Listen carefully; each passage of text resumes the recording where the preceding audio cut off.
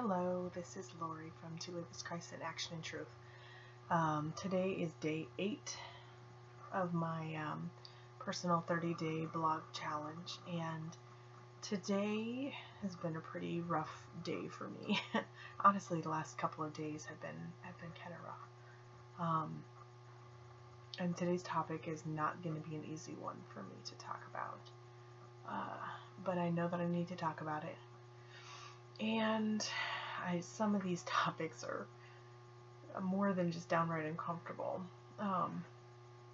First, I'd like to start by saying that it is never my intention by recording this to throw anyone under the bus, to say anything negative about anyone. I will never use names.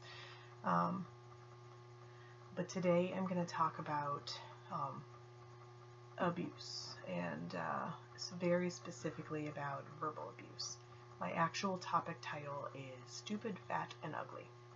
And I chose those 3 specific words because someone vital to my life used those words against me for a very long time. I honestly have struggled, if anyone out there who ever will see this has struggled with any sort of verbal abuse or manipulation or anything that falls into this category, you understand that honestly, even just hearing something like that once can sting and hurt and stay with you for years. And this isn't something that I just heard once. It was a certain person's favorite thing to go to. So I've struggled for years feeling like I am stupid, fat, and ugly and worthless. And if you know me and you're watching this and you don't know that I've struggled with that and gone through that, then that might actually come as a shock to you. Partially, especially because I am an optimist. I smile a lot, and in that regard, I've really covered that area of my life up. I honestly spent really all of my 20s trying to prove those things wrong. I went to college and I started doing amazingly well and got straight A's and graduated with honors from both of my degrees. And but once I started getting those A's, like in high school, I just didn't care, and I didn't really apply myself, and there were things that I didn't care about so much. So when it happened for me in college, it was like a drug. It was like, wait a second, maybe I'm not stupid. Like, I had just got an A on something that people were struggling to pass, and it was very addictive to me. And so I began to try to accomplish a lot of things, which is one reason why on paper I look pretty impressive, I guess, which is hard for me to say. I have a hard time saying good things about myself, probably partly because I've been told that I'm stupid, fat, and ugly. But along the fat and ugly part, I actually did the bikini portion of the bodybuilding contest way back in 2010. And I definitely didn't win. I was actually like 10th place out of 13 or so, or maybe 11th place. It was not very good. But for me, it was huge to get in good enough shape to stand in bikini on stage in front of all these people.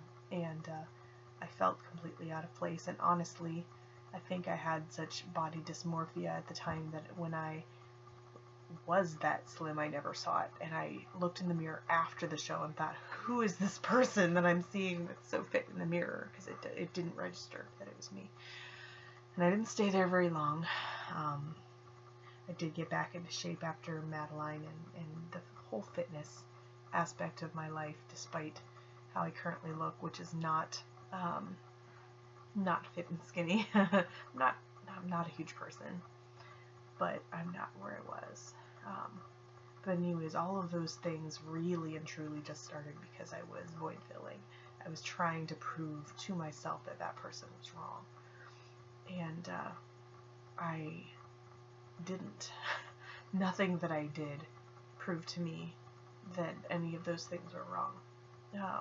Somehow on my own, and I actually have gone through some counseling with an amazing counselor to try to deal with those issues and some other ones. And between that and my own prayer and talking to God, I at least have realized that I'm not stupid. And maybe you're sad hearing that. I'm not looking for your sympathy. I'm telling you this because I know there's somebody out there who feels like they're worthless. And you can fight it. You are not worthless. You have value. And even though it's taken me forever to even get to that point, honestly, still hits me some days. There's days when I feel like I'm worthless. There are days when I feel like I'm stupid or fat or ugly or all three, or like I have nothing to offer. Like honestly, this weekend on Saturday, so today's Wednesday, on Saturday I'm speaking at a conference, which again, wow, this sounds all great on paper. I'm teaching a course on shoulder rehabilitation, which I do feel very confident in. It's a very large class as far as teaching other professionals. I have 60 people, and I am struggling with feeling unworthy right now, and I don't know why, because I know my stuff. I know my anatomy. I know how to treat patients, and I've been told that I'm very good at what I do by a lot of people, and that's honestly the only reason that I decided to do this this particular course, because you have to seek it out. It's not something that they say, hey, you gonna do a course on this? You have to approach them. You have to submit information for what you're doing and write up an entire presentation and all this other stuff. So why would I be sitting here feeling like I don't have anything to offer if I have gotten through all that? I honestly don't know. I think part of it is because I'm barely even working as an occupational therapy assistant right now. That's been tough this year. And I know I talked about careers and purposes just a couple days ago, and I don't know, I'm having a rough week, but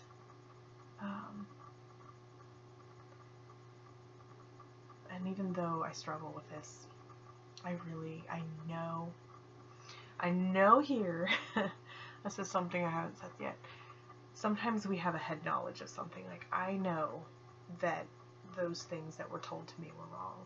I know that the person who said them to me was speaking from a place of their own brokenness.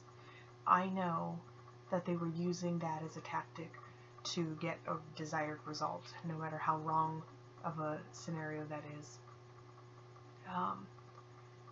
But there's a difference between head knowledge and heart knowledge. And even though I know these things,